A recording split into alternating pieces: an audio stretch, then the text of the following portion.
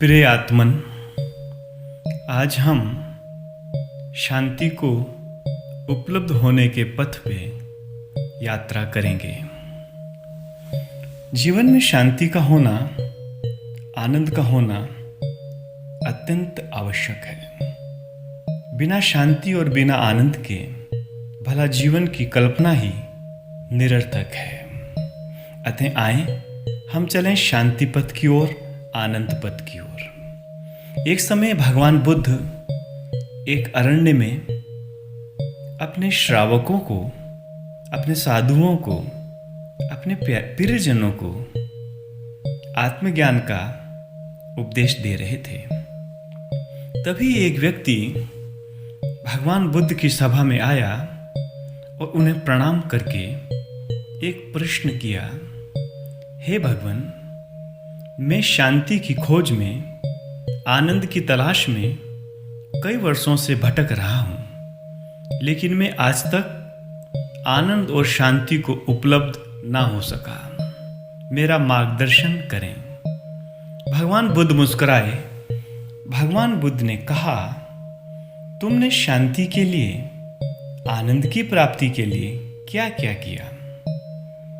उस व्यक्ति ने कहा, भगवान, जो भी मैं जानता था या जो भी मुझे बताया गया उस सभी को मैंने किया। मैंने दान किया, पुण्य किया, तीर्थ यात्राएं की, सेवाएं की, बड़े बड़े भंडारे लगाए और जो भी मैं कर सकता था मैंने वो सब किया, किंतु मुझे आज तक शांति ना मिली। भगवान बुद्ध मुस्कुराए। भगवान बुद्ध ने कहा, तुम्हारे इस प्रश्न का उत्तर मैं कल शाम को दूंगा। तुम ठीक समय शाम को यहां आ जाना। और दूसरे दिन शाम का समय आया। भगवान बुद्ध अपनी कुटिया से बाहर आए और बगीचे में, उपवन में कुछ खोजने लगे। भगवान बुद्ध कुछ ढूंढने लगे। उनके अनुयायियों ने, उनके प्रेमियों ने, उनके साथ रहने वाले साधुओं ने जब देखा भगवान बुद्ध कुछ ढूंढ रहे हैं, उन्होंने भगवान बुद्ध से कहा, हे भगवान, आप क्या खोज रहे हैं? भगवान बुद्ध ने कहा, मेरा एक कीमती मोती कहीं गिर गया है, उसे ढूंढ रहा हूं। तब तो सभी अनुयायी मोती को खोजने लगे। शाम का समय था। ठीक समय पे वो व्यक्ति आया। उसने देखा पूरे बागीचे में सभी साधुओं के साथ भगवान बुद्ध कुछ खोज रहे थे।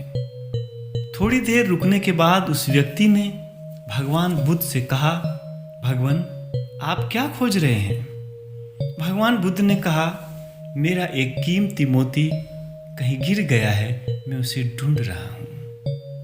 अब तो वो भी उस मोती को ढूंढने में लग गया, तलाशने लगा, खोजने लगा।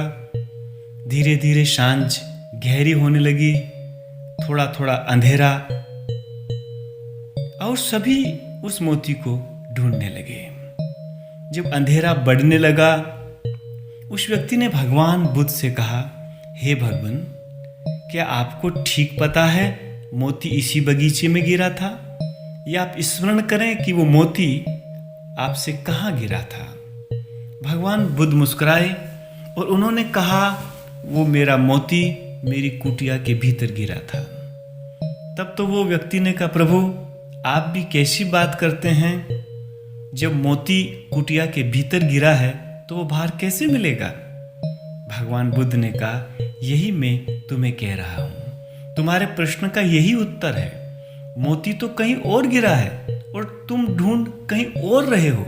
मोती तो कुटिया के भीतर ही है और हम बाहर खोज रहे हैं। तुमने सब कर्म किए, तुमने सब तरफ खोज की, तुमने तप, व्रत, उपवास आदि सभी शुभ कर्म किए, लेकिन वो सब बाहरी थे और मोती भीतर था। इसलिए तुम जब तक भीतर छलांग ना लगा पाओगे, जब तक भीतर ना उतरोगे, जब तक अपने में ना आ सकोगे, तब तक तुम उस शांति के मोती को कैसे पा सकोगे? उस आनंद के मोती को कैसे उपलब्ध हो सकोगे? अतः तुम्हें अपने भीतर खोजना होगा। जहाँ तुम रहते हो और जहाँ तुम हो वहीं तुम्हारी शांति है। तुम किसी बाहरी व्यक्ति से शांति को पालोगे, ऐसा कभी ना हो सकेगा। या तुम किसी दुकान से शांति को खरीद लोगे, ये भी नहीं हो सकेगा। या कोई शांति बाहर बिखरी हो जो तुम उपलब्ध हो सकोगे।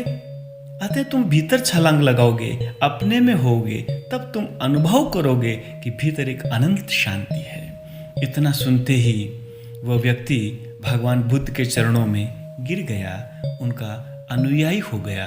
और कथा कहती है कुछ समय भगवान बुद्ध के साथ रहने के कारण, भगवान बुद्ध के साथ एकाकार करने के कारण, भगवान बुद्ध की देशनांचा सुनने के कारण, भगवान बुद्ध के साथ ध्यानस्थ होने के कारण वो आनंद को, शांति को उपलब्ध हो गया। इस बात को ठीक से समझ लेना। यदि शांति की तलाश है, यदि आनंद की खोज है, तो हमें किसी बुद्ध पुरुष के साथ, किसी सद्गुरु के साथ उस आनंद के मोती जो अपने भीतर बिखरे हुए हैं उन्हें ढूंढना होगा। और जब हम अपने में होते हैं, अपने भीतर होते हैं, अपने आप में होते हैं, तो हम उपलब्ध होते हैं उस शांति को। जब जब हमारी वृत्तियाँ, जब जब हम बाह्य गमन करते हैं, जब जब हम बाहर की यात्रा में रहते हैं, तब तक ये यात्राएं अंतहीन होती हैं। और जिस दिन हम अपने भीतर की यात्रा का आरंभ कर देते हैं, बस वही घड़ी जीवन को आनंद और शांति की तरफ ले जाने वाली होती है। अतः ध्यानस्थ होकर के अपने में रहें, अपने आप को जानें, अपने आप को पहचानें, अपने आप से खुश रहें, अपने आप में रमण करें, अपनी पहचान अपने आप से बनाएं, अपने अंदर आप हो। और आप से जब आप मिल जाओगे तो फिर वो शांति का मोती उपलब्ध हो जाएगा।